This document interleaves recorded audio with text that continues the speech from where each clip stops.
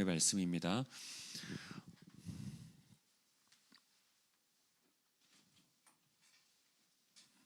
예수님은 공생애 3년째 되던 어느 날 이스라엘의 큰 명절인 초막절을 지키시기 위해 머무르시던 갈릴리 가버나움을 떠나 예루살렘 성전으로 향하셨습니다. 그리고 그 과정에서 가이사랴 빌립보라는 도시를 방문하셨습니다. 사실 이것은 얼른 이해되지 않는 일입니다.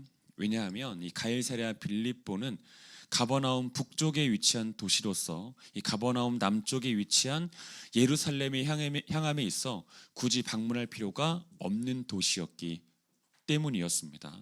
그리고 가버나움에서 가이사랴 빌립보로 가는 길 역시 너무 길고 너무 고되고 너무 험난한 길이었기 때문이죠. 참고로 가이사랴 빌립보는 해발 2,800m에 달하는 큰 산, 백두산보다 높은 겁니다. 2,800m면 해발 2,800m에 달하는 큰 산, 즉 헐몬산 남쪽 기슭에 위치한 도시로서 해발 350m 지점에 위치한 도시입니다. 그리고 이 가버나움을 비롯한 갈릴리 호숫가 주변이 해발 마이너스 210m인 점을 감안하면 이 갈릴리 사람들에게 있어 가버나움은 무려 560m, 해발 560m 지점에 위치한 높은 도시인 셈이었던 거죠. 자, 그렇다면 예수님은 예루살렘에 가심에 있어 왜 굳이 가실 필요가 없는 가이사랴 빌립보에 방문하신 것일까? 왜 굳이? 돌아가는 거거든요. 예루살렘은 남쪽에 있고 가버나움 남쪽에 있고 가이사랴 빌립보는 가버나움 위쪽에 있으니까 이렇게 가신 겁니다. 근데 이렇게 쭉 가시면 될 일을 왜 그렇게 하신 것일까? 이 두말할 나위 없이 여기에는 예수님의 분명한 의도가 있는 거였습니다. 그리고 이 의도를 이해하려면 이 가이사랴 빌립보에 대해서 보다 자세히 살필 필요가 있습니다. 앞서 말한 대로 가이사랴 빌립보는 해발 2,800m에 달하는 큰 산, 어떤 산이라고 말씀드렸죠? 헐몬산 자락에 위치한 도시로서 깎아지는 절벽에 둘러싸인 천연 요새였습니다. 깎아지는 절벽에 둘러싸인 천연 요새였고 그와 더불어 요단강의 발원지 중에 하나인 웅장한 샘을 품고 있는 매우 수려한 자연 경관을 가진 도시였습니다. 천연 요새였고 아주 수려한 자연 경관을 가진 그런 도시였다. 자, 그러나 이 가이사랴 빌립보에 관한 정보 중에 가장 중요한 정보는 그 도시가 온갖 우상들과 온갖 잡다한 사상, 철학, 이론들로 가득한 도시였다는 겁니다. 이게 가이사랴 빌립보에 관한 정보 중에 가장 중요한 정보입니다. 그 도시가 천연 요새였다는 것보다 더, 그리고 수려한 자연 경관을 가진 도시였다는 것보다 더 중요한 정보는 이 가이사랴 빌립보가 온갖 우상들과 온갖 잡다한 사상, 철학, 이론들로 가득한 도시였다는 것이 훨씬 더 중요한 지식이요 정보였다는 겁니다. 조금 더 자세히 알아보겠습니다. 이 구약 시대 속 이 가이사랴 빌립보의 이름은 바알사우, 바알 헤르몬이었습니다. 이 구약 시대 속에서 가이사랴 빌립보의 이름은 바알사우 혹은 바알 헤르몬이었습니다. 이 바알이라는 단어를 통해서 짐작할 수 있듯이 본래 그곳은 이 가나안 원주민들의 거주지로서 풍요와 농사의 신인 바알을 열렬히 숭배하던 도시였습니다. 바알, 이 교회 좀 다녀보신 분들은 아마 교회에 익숙한 우상의 이름일 텐데 이 풍요와 농사의 신인 바알을 열렬하게 섬겼던 도시가 바로 이곳이었다. 그러다가 주전 3세기 그 유명한 알렉산더 대왕이 그 땅을 정복하고 또 다스리기 시작하면서 이 본격적으로 이 가이사랴 빌립보에 그리스 문화가 유입되기 시작했습니다. 그리스 문화가 유입되기 시작했고 바알이 아닌 제우스를 비롯한 그리스 신화에 등장하는 신들을 아주 뜨겁게 숭배하게 되었습니다. 특히 이 가이사랴 빌립보 지역의 사람들이 열렬히 섬겼던, 뜨겁게 섬겼던 신들 중에서도 뜨겁게 섬겼던 그 신이 누구였냐면 바로 목축, 들판, 이 자연의 신이었던 반인반수의 모습을 한 이 판이라는 신입니다. 판. 그들이 얼마나 이 판 신을 열렬히 섬겼냐면 도시의 이름을 바꿀 정도였습니다. 파니아스로 이름을 바꿨습니다. 파니아스. 이 파니아스라는 뜻은 판의 공간, 판의 거처라는 뜻이거든요. 그러니까 도시의 이름마저 그들의 열렬히 섬겼던 판의 이름을 따서 바알 헤르몬에서 파니아스로 바꾸어 버린 겁니다. 그러니까 판에게 정말 잘 보여서 이 한몫 단단히 잡고 싶었던 거죠. 판에게 잘 보여서. 이 재밌는 것은 이 판은 이 극도의 불안과 공포를 뜻하는 영단어 페닉의 어원입니다. 이 판이라는 신이, 이 판이라는 단어가 이 페닉의 어원이에요. 사람들이 판을 얼마나 숭배했고 얼마나 두려워했는지를 말해주는 것이다 할 수 있겠죠. 하지만 본문의 배경이 되던 때에는 이 가이사랴 빌립보의 이름이 또 바뀌었습니다. 또 바뀌었어요. 이 바알이나 판과는 비교할 수 없을 만큼 어떤 특별한 존재를 그들이 뜨겁고 열렬하게 섬겼던 때가 바로 이때인데, 그 존재의 이름을 따서 가이사랴 빌립보라고 정한 겁니다. 그 존재의 이름은 이 티베리우스 케사르, 이 디베리오 가이사입니다. 디베리오 가이사, 로마 황제의 이름이죠. 티베리우스 케사르, 그러니까 우리말로 이렇게 이제 옛 어르신들이 번역한 걸로 따르면 디베리오 가이사. 이 로마 황제 가이사를 열렬히 섬겼던 겁니다. 바알을 열렬히 섬겼던 때가 있었고, 그리스 신화 속 신들을 열렬히 섬겼던 때가 있었고, 판신을 열렬히 섬겼던 때가 있었는데, 본문의 배경이 되었던 이때에는 로마 황제 가이사를 열렬히 숭배하고 섬겼습니다. 신으로 여겼습니다. 신으로. 그리고 그 일에 앞장섰던 사람이 헤롯 빌립이라는 사람이었습니다. 헤롯 빌립. 이 당시 로마 황제 가이사로부터 이 가이사랴 빌립보를 비롯한 갈릴리 북동부 지역을 다스리도록 임명된 헤롯 대왕의 아들 헤롯 빌립은 이 가이사에 대한 자신의 신앙과 충성심을 이 대내적으로 과시하여 자신의 정치적 기반을 확고히 하고, 이 주민들의 가이사에 대한 이 숭배를 재촉하기 위해서 이 도시의 이름을 가이사와 자기의 이름 빌립을 합친 가이사랴 빌립보라고 정했습니다. 그리고 이 막대한 재정을 투입해서 이 가이사랴 빌립보를 제2의 로마처럼 건축하고 개발했습니다. 우리나라로 따지면 세종시 같은 거죠. 그렇게 건축하고 개발했습니다. 그리고 그 결과 이 가이사랴 빌립보는 로마 제국의 모든 나라, 모든 도시 중에 몇 손가락 안에 꼽힐 만큼 로마를 가장 선명하게 투영하는 도시가 되었습니다. 작은 로마가 되어버린 것이죠. 더불어 가이사랴 빌립보는 앞서 말씀드린 것처럼 여러 우상들을 섬기던 곳이면서 온갖 잡다한 철학, 사상, 이론들이 즐비하던 곳이었습니다. 그들이 갖고 있었던 사상, 이 철학, 이론들 중에 주요한 세 가지만 간략하게 좀 말씀을 드리면, 먼저는 그리스 철학을 바탕으로 하는 인본주의, 쾌락주의, 상대주의였습니다. 그리스 철학을 바탕으로 하는 인본주의, 쾌락주의, 상대주의였어요. 이 가이사랴 빌립보의 상당수 시민들은 이 둘러싼 절벽에 위치한 이 숱한 신전들을 바라보면서, 그러니까 절벽이 둘러싸고 있었던 도시였는데 그 절벽에 신전들을 만들었습니다. 이 병풍처럼 둘러싼 절벽에 신전들을 만들어서 일상을 살아갈 때마다 그 신전들을 바라봤던 거죠.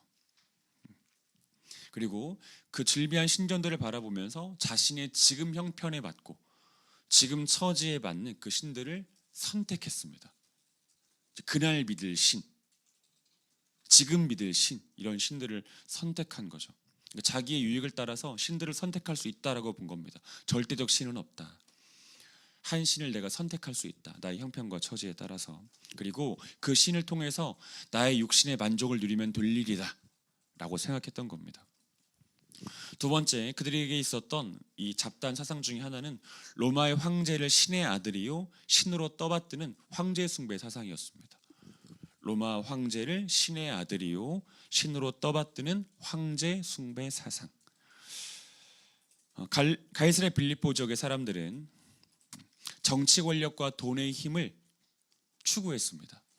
정치 권력과 돈의 힘을 추구했어요. 그리고 그 정점에 있는 로마 황제를 신의 아들이요 신으로 숭배했습니다. 그리고 그것을 우주의 질서에 순응하는 것으로 봤어요. 로마 황제에게 순응하는 것이 우주의 질서에 순응하는 것이다, 이렇게 본 것이죠. 이 세 번째는 유대교의 그릇된 메시아 대망 사상과 우월 및 분리주의입니다. 이 가이사랴 빌립보 지역에는 많은 이방인들이 살고 있었습니다. 그리고 이 적은 수의 갈릴리 사람들, 즉 이스라엘 사람들이 살고 있었습니다. 이제 그들은 황제 숭배 사상에 물들어 있는 사람들, 그리고 그리스 철학에 물들어 있는 사람들, 그리스 철학을 바탕으로 하는 사상에 물들어 있는 사람들을 부정한 자로 정죄했습니다. 부정한 자로 정죄했어요. 그리고 그들에 대한 아주 강한 거부감을 가지고 있었습니다. 그리고 그들과 자기들을 분리시켜 버렸습니다. 분리주의죠. 이런 사상들을 그들이 가지고 있었다 할 수 있습니다. 그리고 새로운 메시아가 자기들에게 와서 로마 제국을 무너뜨리고 새 왕국을 건설해 줄 것이라고 하는 이 그릇된 메시아 대망 사상을 그들이 가지고 있었다 할 수 있습니다. 자, 지금까지 제가 여러분들에게 말씀드렸던 이 정보들을 통해서 우리가 두 가지 결론을 도출할 수 있습니다. 첫 번째는 가이사랴 빌립보는 이스라엘 갈릴리에 속한 도시임에도 불구하고 앞서 말한 대로 여러 우상들과 잡다한 철학, 이론, 사상들로 인해서 그 정체성이 모호해진 도시라는 거죠. 가이사랴 빌립보는 정체성이 모호해진 도시. 둘째, 그런 가이사랴 빌립보는 이 시대, 이 나라, 이 도시, 그리고 무엇보다 우리 자신과 너무 닮았다는 것입니다. 우리가 도출할 수 있는 두 가지 결론입니다. 앞서 쭉 열거해 드렸던 이 가이사랴 빌립보에 관한 정보를 통해서 우리가 도출할 수 있는 두 가지 결론. 첫 번째, 가이사랴 빌립보는 그 정체성이 모호해진 도시다. 이스라엘 지역에 속한 도시지만 온갖 잡다한 우상들과 잡다한 사상, 철학들, 이론들로 인해서 정체성이 모호해져 버린 그런 도시다. 두 번째, 이런 가이사랴 빌립보는 우리 자신과 너무나 많이 닮아 있다. 여러분 잘 생각해 보십시오. 우리는 우리 자신을 하나님의 택함 받은 사람들이라고 생각합니다. 혹시 중에서 나는 아닙니다, 나는 택함 받지 못했네요 하는 분들 계시지 않을 거라고 생각합니다. 우린 다들 그렇게 생각하고 삽니다. 하지만 우리들에게는 하나님보다 더 많이 사랑하고 더 많이 생각하며 더 많이 의존하고 더 많이 자랑하는 우상들이 있습니다. 우리들에게는 그것이 다 자신이든 돈이든 사람이든 관계든 그렇죠. 또한 우리는 하나님의 말씀이 아닌 내 마음, 내 뜻, 내 감정, 내 욕망, 내 계획, 내 지식, 내 판단, 내 해석, 내 경험을 마치 절대 진리인 것처럼 기꺼이 선택하고 주저없이 믿으며 지체 없이 따라갈 때가 많고, 그로 인해서 혼란, 혼돈, 공허, 우울을 자초할 때가 정말 많죠. 우리들의 삶 가운데 때로 혼란스러움이 찾아오고 때로 혼돈이 찾아옵니다. 공허감이 찾아오고 허무감이 찾아오죠. 우울감이 찾아옵니다. 왜 그런 겁니까? 참고로 하나님은 이 일을 주관하시지 않습니다. 하나님에게는 이것이 없기 때문이에요. 하나님에게는 혼란스러움이 없습니다. 하나님에게는 혼돈이 없어요. 하나님에게는 공허가 없고 하나님에게는 허무가 없습니다. 하나님에게는 우울이 없어요. 그래서 우리 가운데 그런 것들이 찾아올 때 우리가 그것이 하나님으로부터 왔다고 생각하면 안 돼요. 하나님에겐 그것이 없으니까. 그러면 어디서부터 온 겁니까? 우리 자신으로부터 온 겁니다. 우리가 온갖 잡다한 우상들을 숭배하고 있기 때문에, 또 온갖 잡다한 사상과 철학과 이론에 물들어 있기 때문에 그러한 것들이 우리들에게 자리매김한 거죠. 그리고 우리를 그렇게 만들어버리는 거죠. 어쩌면 우리는 우리에게 주어진 신분과는 상관없는 삶, 하나님의 우리를 향하신 존재 규정과는 상관없는 삶, 그리스도인 하나님의 사람이라고 하는 정체성이 모여진 삶을 살고 있는지도 모릅니다. 지난 한 주를 한번 생각해 보면 아마 답이 나올 겁니다. 분명한 정체성을 가지고 삶을 살아가셨습니까? 쉽게 대답하기가 어려울 겁니다. 열심히 산 사람들 많죠, 이곳에서. 열심히 산 사람들. 딱 보니까 두 사람 정도 빼고 다들 열심히 사신 것 같습니다. 열심히 살았다고 생각하는 사람들일수록 더욱더 주의하고 경계해야 됩니다. 우리는 이 빠르지 않은 인생의 속도에도 정신을 못 차릴 때가 많아요. 인생의 속도에도 정신을 못 차릴 때가 많고 정체성과 믿음조차 챙기지 못하며 인생길을 나설 때가 너무나 많습니다. 그런데 예수님께서는 그런 인생들에게 찾아가시죠. 오늘 예수님께서 굳이 갈 필요가 없는 가이사랴 빌립보에 찾아가신 것처럼, 이 정체성이 모호해진 도시인 가이사랴 빌립보에 찾아가신 것처럼 온갖 잡다한 사상들과 온갖 잡다한 이론들, 철학들, 우상들을 숭배하고 섬기면서 스스로 불안과 우울과 공허, 허무, 혼돈, 혼란스러움을 자초하는 이 가이사랴 빌립보를 의도적으로 찾아가신 것처럼 예수님이 역시 그런 인생들에게 찾아가신다 하는 것입니다. 여러분 명심하셔야 됩니다. 예수님의 가이사랴 빌립보로의 향하심은 가이사랴 빌립보와 같은 이들을 향하신 예수님의 사랑과 선택을 의미합니다. 그리고 그런 그들에게 날마다 찾아가시는 예수 그리스도의 열심을 의미합니다. 그리고 그들에게 메시지를 주고 싶어 하시는 예수님의 진심을 의미합니다. 그래서 오늘 본문 말씀이 우리들에게 중요한 것이죠. 다시 본문으로 돌아가 보겠습니다. 예수님께서 가이사랴 빌립보에 도착하셨습니다. 그리고 제자들에게 물으셨습니다. 13절 읽겠습니다. 우리 13절 같이 읽겠습니다. 시작. 예수께서 빌립보 가이사랴 지방에 이르러 제자들에게 물어 이르시되 사람들이 인자를 누구라 하느냐. 예수께서 빌립보 가이사랴 지방에 이르러 제자들에게 물어 이르시되 사람들이 인자를 누구라 하느냐. 여기서 인자가 누굽니까? 뭐 사람 이름입니까? 인자씨, 뭐 정인자씨. 여기서의 인자는 참 사람으로 이 땅에 오신 예수님을 가리켜요. 참 사람으로 이 땅에 오신 예수님을 가리킵니다. 즉 예수님께서는 제자들에게 사람들, 가이사랴 빌립보 사람들이겠죠. 이 가이사랴 빌립보 사람들이 예수님을 누구라고 하는지를 물어보시는 겁니다. 예수님을 누구라고 하는지를 물어보신 거예요. 자, 그러자 제자들이 대답했습니다. 14절 읽겠습니다. 14절 읽습니다. 시작. 이르되 더러는 세례 요한, 더러는 엘리야, 어떤 이는 예레미야나 선지자 중에 하나라 하나이다. 자, 제자들은 사람들, 즉 가이사랴 빌립보 사람들이 예수님을 세례 요한, 엘리야, 예레미야나 선지자 중에 하나라고 말한다고 예수님께 보고합니다. 가이사랴 빌립보 사람들이 예수님을 세례 요한, 엘리야, 예레미야나 선지자 중에 하나라고 말한다고 예수님께 보고해요. 자, 일단 얼핏 보면 제자들을 통해서 들은 이 뭇사람들의 예수님에 대한 인식에는 이 만족할 만한 정답도 없는데 그렇다고 해서 큰 문제가 있어 보이지도 않습니다. 왜냐하면 실제로 예수님은 제사장, 완전한 제사장이요, 완전한 왕이시요, 완전한 선지자이셨기 때문이에요.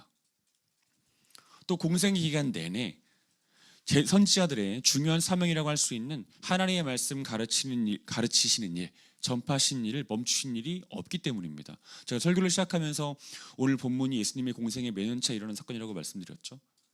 3년차 일어난 사건이라고 말씀을 드렸잖아요. 3년 내내 이 일을 해오셨기 때문에, 선지자로서 일을 해오셨기 때문에 사람들이 예수님을 선지자로 인식하는 것에는 사실은 큰 문제는 없어 보입니다. 그러나 가이사랴 빌립보 사람들의 예수님에 대한 인식, 즉 예수님을 세례 요한, 엘리야, 예레미야, 선지자 중에 하나로 인식한 것은 굉장히 심각하고 중요한 문제를 내포하고 있는 것이었습니다. 이 당시 가이사랴 빌립보에는 이스라엘, 즉 갈릴리 사람들만이 아니라 다양한 이방인들이 살고 있었습니다. 다양한 이방인들, 그리고 그들의 수가 훨씬 더 많았습니다. 갈릴리 지역에 속한 도시이기는 하지만 이스라엘 사람들보다 이방인들이 훨씬 더 많이 거주하고 있었던 곳이 가이사랴 빌립보 지역이었던 것이죠. 그리고 그 속에서 이 갈릴리 사람들은 가이사랴 빌립보 지역에 거주하는 이방인들에게 크게 영향받으며 살았습니다. 그들과 분리되어 살고 싶었지만, 그리고 그들을 정죄하며 살았지만, 그들을 욕하며 살았지만, 그들을 닮아가며 살았다고요. 욕하면서 배운다는 말이 있죠. 딱 그 꼴이었던 거죠. 욕하면서도 그들과 닮아갔습니다. 즉 그들의 종교, 그들의 사상, 그들의 풍습, 그들의 사상, 철학, 이론들의 영향을 받으며 살았다 할 수 있는 거죠. 이 말은 어떤 말이냐면 성경이 말하고 있지도 않은 엉뚱한 신학, 성경이 말하고 있지도 않은 엉뚱한 신앙, 엉뚱한 믿음을 가지고 있었다는 것을 말해주는 겁니다. 그리고 그 중에 하나가 14절을 통해서 드러난 겁니다. 그들이 이방인들의 영향을 받아서 이방인들의 철학과 사상과 종교와 이론의 영향을 받아서 성경에도 없는, 율법에도 기록되어 있지 않은 어그러진 신학, 어그러진 신앙, 어그러진 믿음을 가지고 있었다. 그리고 그것이 14절을 통해서 드러나는 것이다 할 수 있습니다. 이 결론만 말씀을 드리자면, 당시 가이사랴 빌립보 지역의 사람들은 한 사람이 죽으면 그 영혼이 누군가 육체로 들어간다는 이방인들의 주장을 가지고 있었습니다. 자기들의 것으로. 즉 이런 겁니다. 영혼의 윤회, 영혼의 윤회와 제6화를 믿었던 거죠. 영혼의 윤회와 제6화를 믿었던 겁니다. 혹시 이 중에서 제사 드려보신 경험이 있으신가요? 집에서? 우리 병자부님은 제사를 드리셨을 겁니다. 물론 지금은 예배를 드리고 계시죠. 제사를 드릴 때 보면은 주로 자정에 이제 드리곤 하는데, 이제 쌀이나 밀가루 같은 걸 이렇게 밥그릇에 담아가지고 놓습니다. 왜 놓는지 혹시 아십니까? 왜 놓는지 아시나요? 죽은 조상이 이제 어떤 짐승이 되었다. 윤회에서 짐승이 되면 그 짐승의 발자국이 이 밥그릇에 담긴 그 쌀 혹은 밀가루 위에 남는다고 본 거예요. 그래서 그렇게 놓은 겁니다.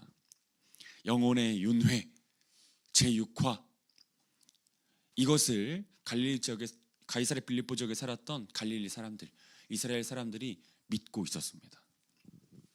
그리고 그런 믿음에 따라서 죽은 세례 요한, 죽은 엘리야, 죽은 예레미야, 죽은 선지자의 영혼이 살아있는 예수님에게 들어갔다고 본 겁니다. 살아있는 예수님에게 들어갔다고 본 거예요. 근데 여러분 잘 생각해 보십시오. 영혼의 윤회 그리고 제6화라는 개념이 성경에 있습니까? 아니면 뭐 유추할 만한, 희미하게라도 유추할 만한 그 기록이 율법에 담겨 있나요? 없습니다. 없어요. 사실 가이사랴 빌립보 지역에 거주하던 갈릴리 사람들의 상당수는 예수님을 메시아로 믿었습니다. 예수님을 메시아로 믿었어요. 즉 하나님의 아들이요 구원자라고 고백하고 또 믿고 있었던 겁니다.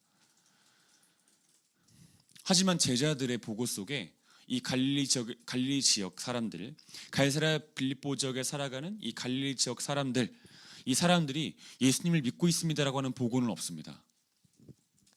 그런 보고는 없어요. 왜일까요? 단순합니다. 그들이 성경에 근거한 믿음을 가지고 있지 못했기 때문이에요.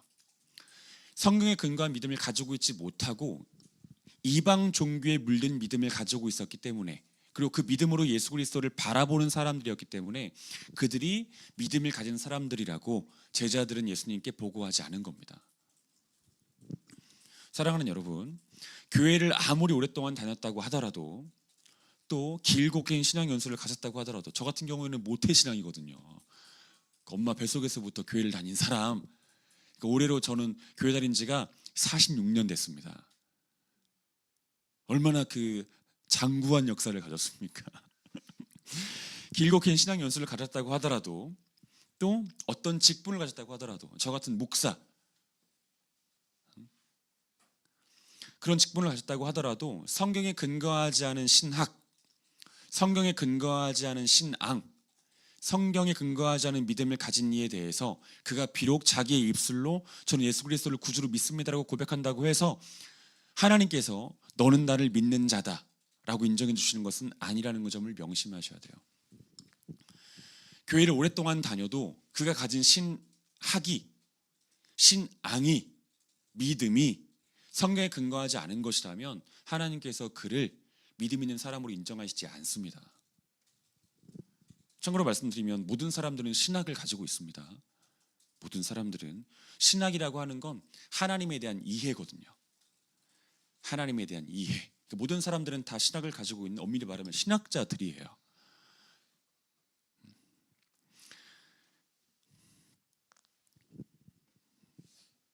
여러분들은 하나님을 믿습니까? 예수 그리스도를 믿는다고 말할 수 있습니까? 안타깝게도 가이사랴 빌립보 지역에 살아갔던 갈릴리 지역 사람들은 그들의 욕망이 만들어낸 신을 믿고 있었을 뿐이에요.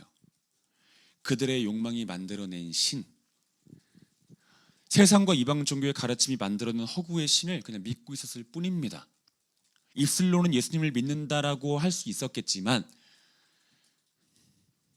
그들이 믿었던 건 참된 예수님을 믿었던 것이 아니고 그들의 욕망이 만들어낸 신을 믿고 있었을 뿐이었다 하는 것입니다. 자, 그렇다면 그런 그들에게 필요한 것은 무엇이겠습니까? 다시 한번 13절 읽겠습니다. 13절 읽습니다. 시작. 예수께서 빌립보 가이사랴 지방에 이르러 제자들에게 물어 이르시되 사람들이 인자를 누구라 하느냐. 예수님은 사람들이 인자, 즉 예수님을 누구라 하는지를 물으셨습니다. 제자들에게. 자, 이것은 예수님이 이 가이사랴 빌립보 지역에 살아가는 갈릴리 사람들이 예수님에 대해서 어떤 생각, 어떤 믿음을 가졌는지 알지 못하셨기 때문에 던진 질문이 아니었어요. 예수님이 모르시는 게 어땠습니까?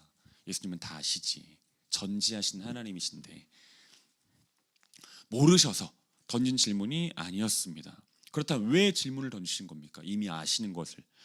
자, 우리는 성경 속 하나님의 질문, 이 성경 속 예수님의 질문은 모르셔서 묻는 질문이 아니라 질문의 대상이 되는 사람의 회개와 회복을 위한 질문인 것을 알고 있어요. 예수님께서 무엇인가를 질문하실 때는 그의 회개를 촉구하시기 위해서 질문하시는 것이고 회복을 일으키시기 위해서 질문하시는 겁니다. 그리고 본문도 마찬가지입니다. 예수님은 이 갈릴리 사람들, 가이사랴 빌립보 지역에 살아가는 갈릴리 사람들에게 예수님이 누구신지, 예수님 자신이 누구신지 바르고 분명하게 가르쳐 주시기 위해서 질문하신 거예요. 그 사람들에게 예수님이 누구신지 바르게 가르쳐 주시기 위해서, 그래서 그들의 믿음이 온전한 믿음이 되게 하시기 위해서, 하나님께서 인정하실 만한 믿음이 되게 하시기 위해서 예수님이 누구신지 가르쳐 주시기를 원하셨던 겁니다. 근데 여기서 우리가 오해하지 말아야 될 것이 있습니다. 자, 우리는 예수님을 바르게 알지 못하고 믿지 못하는 이들이 단지 어떤 교회에 다니는 어떤 사람들이라고만 생각해서는 안 돼요. 그러니까 우리가 이런 말을 들으면 우리 교회는 좀 안전하겠지라는 생각을 은연중에 할 수도 있습니다. 왜냐하면 우리 교회는 이 영역에 좀 약간 미쳐 있잖아요. 단언컨대 존재하는 모든 사람이 이 범주 안에 들어와 있습니다. 우리 교회도 마찬가지죠. 다 이 안에 들어와 있습니다. 참된 신자라고 하더라도 예외가 될 수 없습니다. 모두 다 성경에도 없는 예수님을 믿고 있습니다. 부분적이지만 성경에도 없는 신학을 가지고 있고 성경에도 없는 신앙을 가지고 있으며 성경에도 없는 믿음을 가지고 있습니다. 또 성경에도 없는 예배를 드리고 있고 성경에도 없는 찬송을 부르고 있고 성경에도 없는 말씀을 전하고 있습니다. 부분적이지만 참된 신자들로 이런 모습을 보입니다. 참된 신자들도. 저를 비롯해서 모든 이들이 다 여기에 해당되는 거예요. 모든 이들이. 자, 이것은 본문에서 이어지는 이 구절을 통해 금방 확인됩니다. 이 본문 속 이어지는 구절들을 통해서 예수님은 제자들에게 이 사람들, 다시 말해서 가이사랴 빌립보 지역의 사람들이 예수님을 누구라 하는지 제자들에게 물으셨습니다. 그리고 그 다음 제자들에게도 똑같은 질문을 던지세요. 똑같은 질문을. 15절 읽겠습니다. 15절 읽습니다. 시작. 이르시되 너희는 나를 누구라 하느냐. 이제 제자들에게 물으시는 겁니다. 자, 여러분 명심하셔야 됩니다. 예수님께서 제자들에게도 동일한 질문을 던지신 이유는 비록 가이사랴 빌립보 지역의 사람들만큼은 아니라고 하더라도 이 12 제자들에게도 비성경적이며 심지어 반성경적이기까지 한 희한한 신학, 희한한 신앙, 희한한 믿음이 있었기 때문이에요. 그들에게도. 예수님의 질문은 다시 말하지만 회개를 위한 질문이거든요. 또 회개를 통한 회복을 위한 질문이거든요. 그들에게도 그런 모습이 있었다는 겁니다. 그런 신앙이 있었다는 거죠. 성경에 근거하지 않은 신학, 성경에 근거하지 않은 신앙, 성경에 근거하지 않은 믿음, 그들에게도 있었습니다. 그리고 예수님께서는 당신의 질문을 통해서 그들의 그러한 상태를 드러내고 계시는 겁니다. 여러분, 그리고 제자들에게 이런 믿음이 있었다는 것은 몇 개월 후에 그대로 증명되죠. 몇 개월 후에 십자가 사건 전후로 낱낱이 드러나게 됩니다. 대표적인 한 예를 찾아보도록 하겠습니다. 우리 마가복음 10장 35절부터 37절입니다. 마가복음 10장 35절부터 37절.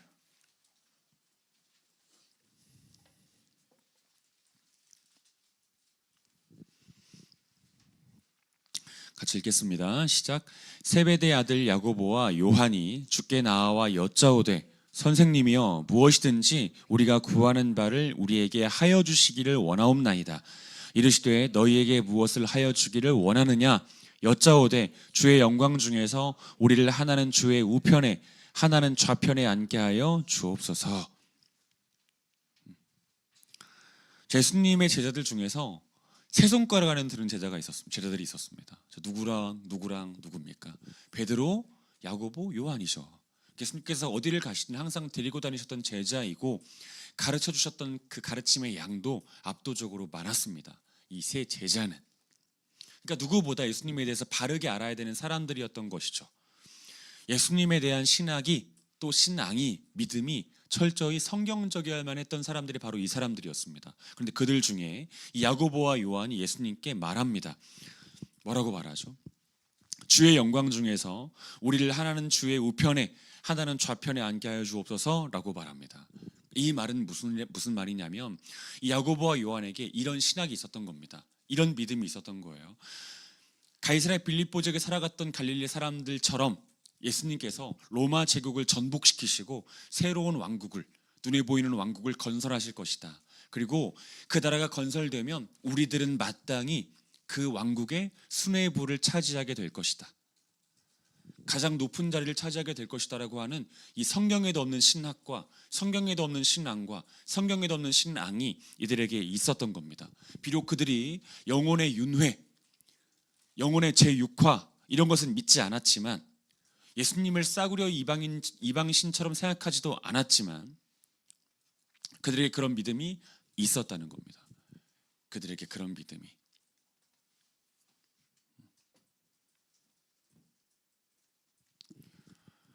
그들은 예수님께서 사람의 죄를 사하시고 구원하실 메시아라고 하는 것을 알았습니다. 사람들의 죄를 사하시고 그들을 구원하실 메시아라는 것을 알았어요. 그리고 대부분의 것들을 다 받아들였습니다.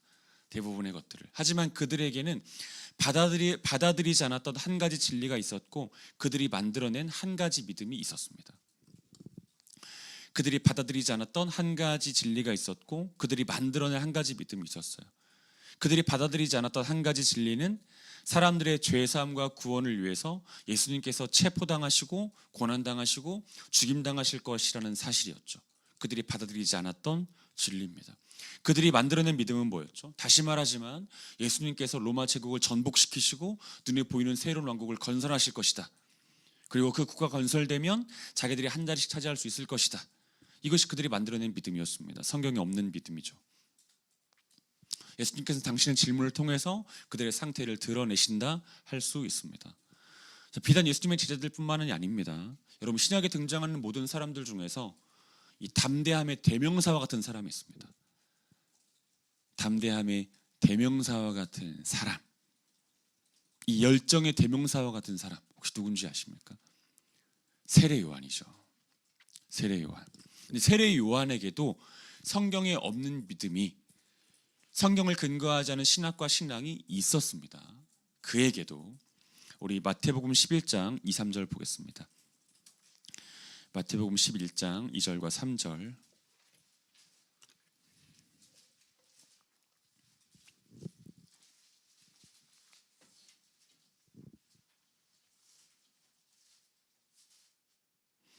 같이 읽어보겠습니다. 시작. 요한이 옥에서 그리스도께서 하신 일을 듣고 제자들을 보내어 예수께 여짜오되 오실 그이가 당신이 오니이까 우리가 다른 일을 기다리오리이까. 여러분, 세례 요한은 자기에게 나오는 사람들, 하나님께서 맡기신 사람들에게 하나님의 말씀을 따라서 세례, 즉 침례 베푸는 일에 충성을 다했습니다. 제 생각에 세례 요한의 몸은 항상 퉁퉁 불어 있었을 것 같아요. 계속 물속에서 침례를 줘야 되니까. 그러지 않았겠습니까? 이 삼투압 현상이 벌어지면서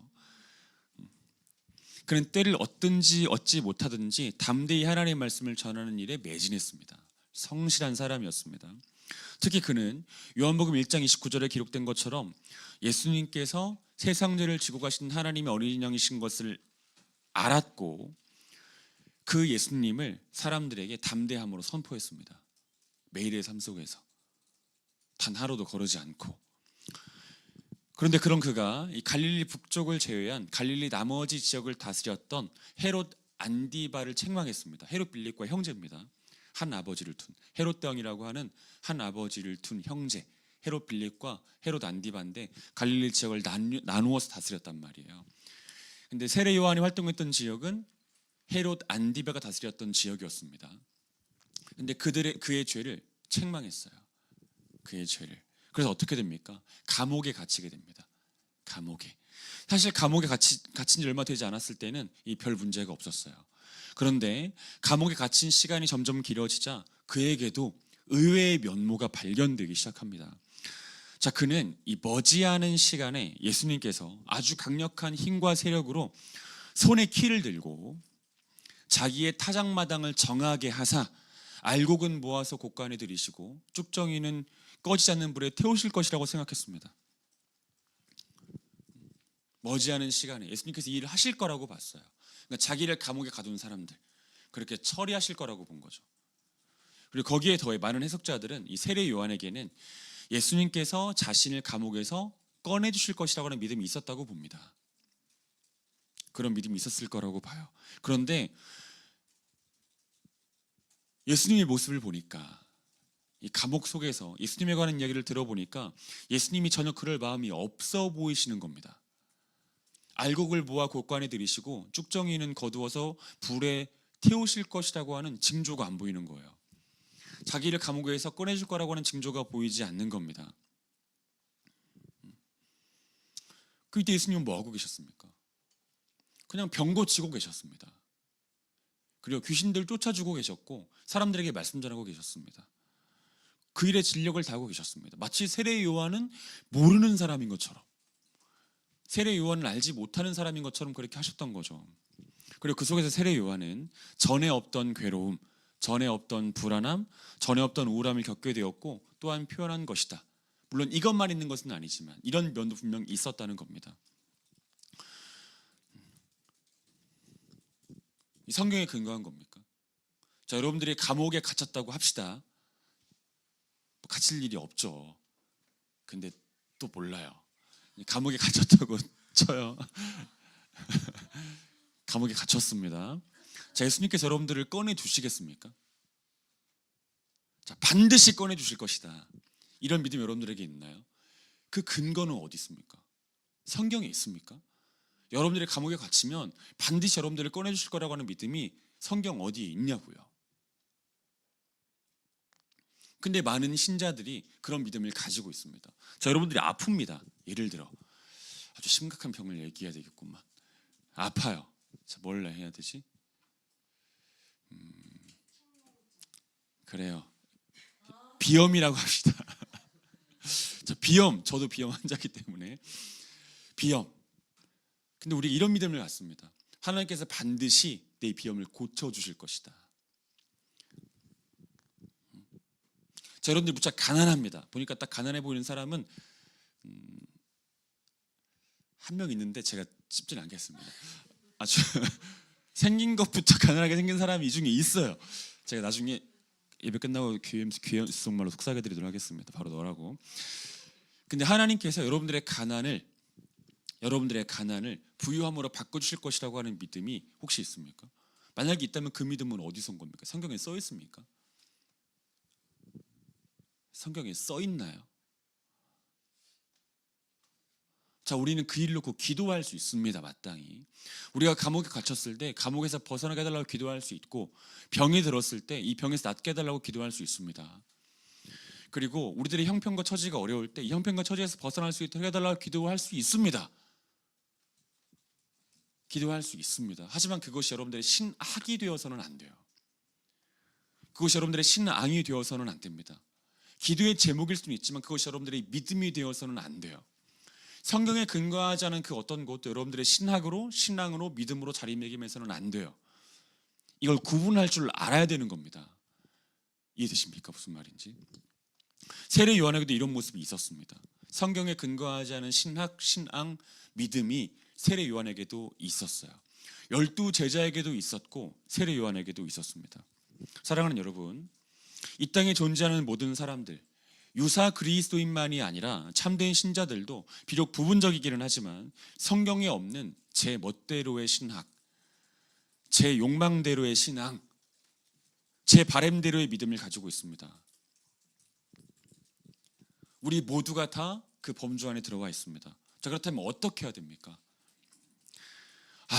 그래, 인간은 원래 그런 존재니까 하면서 자기 자신을 동정하면서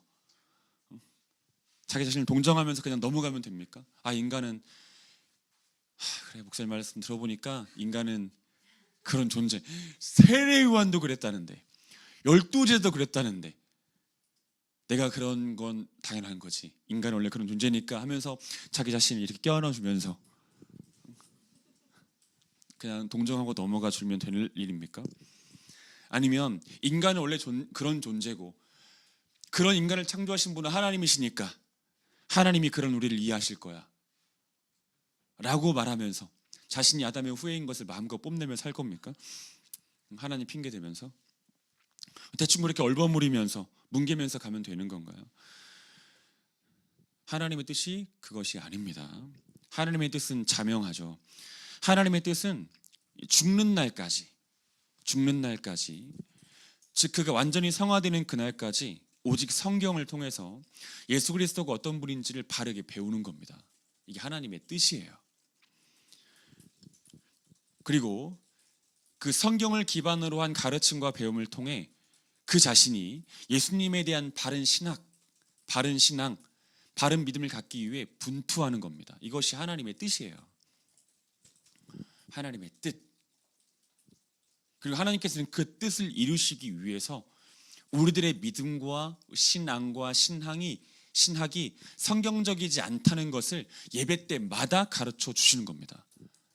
교리 교육 때마다, 성경 공부 때마다 가르쳐 주시는 거예요. 우리가 그것을 발견하게 하시는 겁니다. 그리고 발견한 뒤 거기서 멈추지 않고 우리들의 신학과 신앙과 믿음을 성경에 맞추도록 그렇게 의지를 더해 주시는 거죠. 무슨 말씀인지 이해되셨죠? 사랑하는 여러분, 바른 신학, 바른 신앙, 바른 믿음이 전제되어 있을 때 우리들의 삶이 자유해져요. 우리들의 삶의 혼돈과 혼란과 허무와 공허와 혼잡함이 끝나게 됩니다. 바른 신학과 바른 신앙, 바른 믿음이 전제되어 있지 않다면 우리가 아무리 애쓰고 노력한다고 하더라도, 유명 강사들의 강연을 쫓아다닌다고 하더라도 우리들에게 그러한 일이 없다는 것을 기억하셔야 돼요. 신앙과 인생은 바른 지식과 바른 믿음을 통해 결정됩니다. 명심하셔야 됩니다. 자, 우리는 오늘부터 아주 긴 기간 동안 어바웃 예수님이라고 하는 시리즈 설교를 듣게 될 겁니다. 저는 한 3년쯤 생각하고 있습니다. 이 시리즈 설교의 그 기간을 저는 3년을 반드시 채우고야 말 겁니다. 그리고 아시죠? 채울 거라는 거. 이 시리즈 설교를 통해서 제가 하나님 앞에 정말 간절히 기도하는 것이 있습니다. 기도하는 것. 또 우리 모두가 바라야 되는 것이 있습니다. 우리 안에 성경에 근거하지 않은 신학이 무너지는 겁니다. 성경에 근거하지 않은 신앙이 무너지는 겁니다. 성경에 근거하지 않은 믿음이 무너지는 겁니다. 그리고 성경에 근거한 신학과 신앙과 믿음이 새롭게 세워지는 겁니다. 더 이상 만들어진 신을 믿는 믿음이 없게 되어지는 겁니다. 하나님을 믿는다고 하지만 실제로는 하나님을 믿는 것이 아닌 자기 욕망을 믿었던, 자기가 만들어낸 신을 믿었던 그 믿음이 사라지게 되는 거죠. 다시 말하지만 가이사랴 빌립보 사람들에 대한 제자들의 예수님을 향한 보고 속에는 그들이 예수님을 믿는다라고 하는 보고는 없어요. 실제로 갈릴리 사람들은, 가이사랴 빌립보 지역에 살아갔던 갈릴리 사람들은 예수님을 믿는다고 말하는 사람들이었지만 그들에게 그런 것이 없으므로 그들이 믿는다고 보고하지 않았던 거예요. 우리들에 대해서 그 누군가가 하나님께 보고할 때 그 사람은 하나님을 믿는 사람입니다라고 하는 보고가 있어야 되지 않겠습니까? 그 보고가 있도록 이 시리즈 설교를 하나님께 사용하시기를 간절히 원합니다. 마지막 메시지처럼 설교를 맺겠습니다. 예수님은 제자들에게 사람들이 나를 누구라고 하느냐고 물으신 다음에 너희는 나를 누구라고 하느냐고 물으셨습니다. 그리고 그때 베드로가 대답합니다. 그러니까 이걸 우리가 보면서 참 베드로는 역시 성격이 급하구먼 생각하면 안 돼요. 그렇게 말씀하신 분들이 많아서 제가 말씀을 드리는 겁니다. 15, 16절 읽겠습니다. 15, 16 읽습니다. 시작. 이르시되 너희는 나를 누구라 하느냐? 시몬 베드로가 대답하여 이르되 주는 그리스도시요 살아계신 하나님의 아들이시니이다. 자, 베드로의 대답은 이 충격적이고 놀라운 것이었어요. 굉장히 충격적이고 놀라운 것이었습니다. 자, 먼저 베드로는 예수님을 주라고 고백하죠. 퀴리오스입니다. 이 주라고 하는 고백은 당시 로마 황제 가이사에게만 할 수 있는 고백이었어요. 아무에게나 못한다고요. 황제 가이사에게만 할 수 있는 고백이었습니다. 황제 가이사에게만 붙여졌던 칭호였어요. 자, 제2의 로마와도 같았던 가이사랴 빌립보, 이 황제 가이사를 신의 아들이요 신으로 숭배했던 가이사랴 빌립보에서는 할 수도 없고 해서도 안 되는 고백, 즉 목숨을 건 고백이 주라고 하는 고백이었어요. 베드로는 예수님을 향해서 이렇게 고백했던 것과 같은 겁니다. 당신은 나의 왕이십니다. 당신은 나의 황제이십니다. 그리고 저는 당신의 노예입니다. 당신의 신하입니다. 저는 당신께 복종합니다. 라고 고백한 것이었어요. 또한 베드로는 예수님을 그리스도요 살아계신 하나님의 아들이라고 말하죠. 자, 먼저 그리스도는 구원자, 즉 기름 부음 받은 자를 뜻하는 히브리어 메시아를 헬라어로 번역한 거예요. 자, 베드로는 이 고백을 통해서 나는 당신의 구원이 필요한 존재입니다라고 고백한 것이고 당신은 나의 유일한 구원자입니다라고 말한 겁니다. 여기 온갖 우상들이 즐비하지만 이 우상들은 다 헛것입니다 라고 고백한 거예요. 이 절벽에 빼곡히 채워진 우상의 신전들, 이 모든 것은 헛것입니다. 오직 당신만이 나의 구원자입니다라고 고백한 거라고요. 더불어 베드로는 예수님을 살아계신 하나님의 아들이라고 말하는데 이 살아계신 하나님의 아들이라고 말한 것은 가이사랴 빌립보에 가득한 우상과 당신은 완전히 다른 분이십니다. 당신은 영원한 하나님의 아들이요 하나님이시며 하나님의 본체이십니다 라고 고백한 것입니다. 자, 이 얼마나 멋진 고백이에요. 그리고 이 얼마나 튼튼하고 이 단단한 고백입니까? 이 고백이 좀 이래야 돼요. 이 고백이라고 하는 게 좀 이래야 됩니다. 하나님은 누구시죠? 하나님은 저에게 11조를 많이 하게 하신 하나님이십니다. 돈을 많이 주심으로 11조 액수를 늘려주시는 하나님이십니다. 그냥 집에서 쉬세요. 그런 분들은 좀 쉬십시오. 주일에는 나오시고요. 멋진 고백이죠. 그리고 이렇게 멋지고 탄탄한 고백이 있은 다음에 예수님께서 그에게 말씀하셨습니다. 우리 17절부터 19절 읽겠습니다. 17절부터 19절입니다. 읽습니다. 시작. 예수께서 대답하여 이르시되 바요나 시모나 내가 복이 있도다. 이를 내게 알게 하니는 혈육이 아니요 하늘에 계신 내 아버지시니라. 또 내가 내게 이르노니 너는 베드로라. 내가 이 반석 위에 내 교회를 세우리니 음부의 권세가 이기지 못하리라. 내가 천국 열쇠를 내게 주리니 내가 땅에서 무엇이든지 베면 하늘에서도 매일 것이요 내가 땅에서 무엇이든지 풀면 하늘에서도 풀리리라 하시고. 저는 다음 주일 설교를 통해서 이 베드로의 대답과 방금 읽은 예수님의 말씀 속 그 의미를 좀 깊이 있게 말씀드려 보려고 합니다. 하지만 지금은 이 말씀만 드리려고 해요. 교회 안에서 하나님께 행하시는 일에 관한 겁니다. 자, 여러분, 예수님은 자신의 질문에 대한 베드로의 대답에 기쁘고 행복하셨어요. 기쁘고 행복하셨습니다. 물론 베드로의 고백, 이 대답은 그가 만들어낸 것은 아니었습니다. 이 베드로는 아직도 지, 정, 의, 인간의 전 영역에 있어 부패하고 오염되고 타락한 상태에 놓여 있었어요. 불완전한 존재였단 말이에요. 그의 실체는 하나님 앞에 꺼내놓기조차 어려울 지경이었습니다. 베드로의 실체는 그런 것이었어요. 그런데 17절에 기록된 이 하나님은, 이 성령 하나님은 도저히 그가 할 수 없는 대답을 하게 하셨습니다. 그의 존재로서는 할 수 없는 대답, 그의 실체로서는 할 수 없는 대답을 하게 하셨어요. 이 성령 하나님은 그의 밖에서 그의 안으로 역사하심으로 그로서는 도저히 알 수도 없고 할 수도 없는 고백, 그의 실체를 넘어서는 고백을 하게 하신 겁니다. 사랑하는 여러분, 하나님은 교회 안에서 이런 일을 하십니다. 이게 하나님께서 교회 안에서 하시는 일이에요. 하나님께서 교회 안에서 하시는 일. 자, 하나님은 가이사랴 빌립보 같은 세상 속에 교회를 세우십니다. 가이사랴 빌립보 같은 세상 속에 교회를 세우세요. 그리고 그곳에 가이사랴 빌립보 같은 사람들을 모으십니다. 정체성을 상실한 채 살아가는 사람들, 성경에 근거하지 않은 믿음을 가지고 살아가는 사람들을 교회로 모으십니다. 그리고 그 교회에 모인 이들에게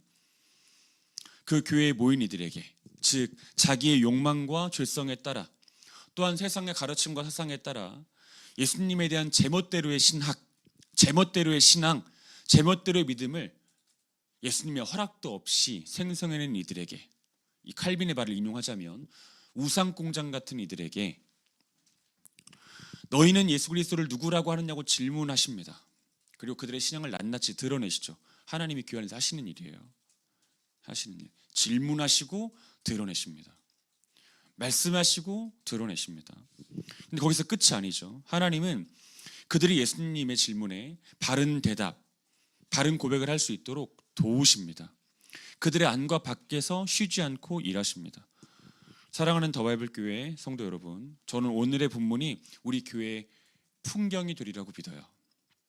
이 교회가 존재하는 한 이 풍경이 사라지지 않게 되리라고 믿습니다. 저는 이런 바람을 가지고 있습니다. 하나님께서 우리들을 교회에 불러 모으시고 우리에게 끊임없이 질문해 주시기를 바랍니다. 우리들을 아프게 하는 질문이요. 우리들을 편안하게 해주는 그런 질문 말고요. 우리를 아프게 하는 질문이요. 어떤 아버지와 아들이 목욕탕에 갔답니다. 싫어합니다. 목욕탕에 갔대요. 둘이 탕 안에 있는데 아들이 아빠한테 말했답니다. 아빠, 저 다음 주부터 교회 안 갈래요 라고 말했대요. 교회 갔다 온 다음에 목욕탕을 갔는데 아빠가 왜 안 가려고 하니라고 물어봤어요. 그 아들이 뭐라고 이야기를 했냐면, 왜 자꾸 목사님은 왜 자꾸 우리를 혼내요? 우리도 한 주 동안 힘들었잖아요. 왜 자꾸 혼내요? 라고 이렇게 했답니다. 그 아빠가 해준 말이에요.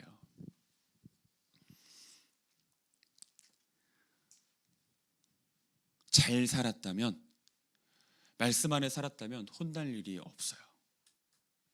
근데 우리가 판단할 때 그렇게 살지 못했다면 우리는 책망받음이 옳아요. 근데 예수 그리스도께서는 우리들에게 질문으로 때로 책망하십니다. 질문을 통해서 회개를 촉구하시는 분이세요. 인격적이신 분이시기 때문이죠.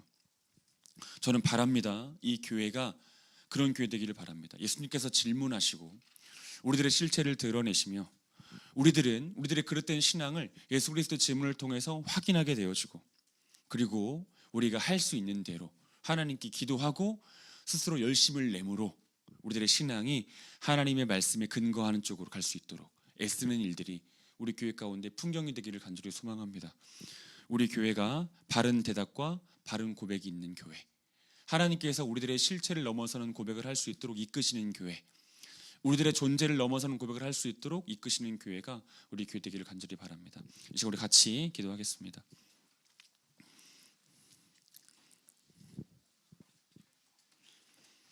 이 시간 기도할 때 우리 한 가지만 놓고 기도하겠습니다. 살아계신 하나님 아버지, 제 신앙은 성경을 근거한 신앙이 맞습니까?